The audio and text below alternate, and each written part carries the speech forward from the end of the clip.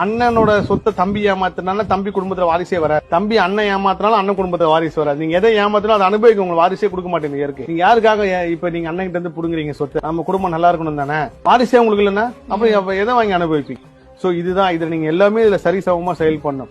அதே மாதிரி ஒரு இடத்த புது இடத்த வாங்குறீங்க அப்படின்னா குறைஞ்சபட்சம் நீங்க செய்ய வேண்டியது அந்த இடத்துல இருந்து ஒரு மண்ணை எடுத்துட்டு வந்து ஒரு 5 நாளாவதோ இல்ல ஒரு 7 நாளாவது இல்ல ஒரு 9 நாளாவது உங்க வீட்டுல வைங்க. உங்களுக்கு சுத்தி என்ன நடக்குதுன்னு பாருங்க. நல்லதா நடக்குதா கெட்டதா நடக்குதா?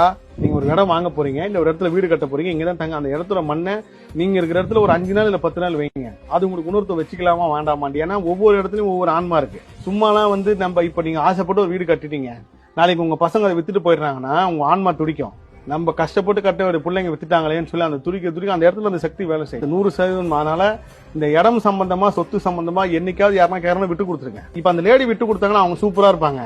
யார் எந்த தங்கச்சி கிட்ட இடம் கொடுக்காம அடிச்சு புடுங்கினாங்களோ இவங்களுக்கு பெரிய பிரச்சனை காத்துட்டு இருக்கு. இதை யார் அனுபவிக்கணும்? இவங்க வாரிசு அனுபவிப்பாங்க. அந்த இடம் சொத்து விஷயத்துல குறிப்பா இந்த பெண் சகோதரிகளை கேட்கும்போது கொடுத்துருங்க. நல்லதோ கெட்டதோ கொடுத்துருங்க. அது உங்க வம்சம் அடுத்த கட்டத்துக்கு போதுமான வழிவகை செய்யும். மொத்த கர்மம் வாங்கிறாங்கன்னு கூட நினைச்சீங்க.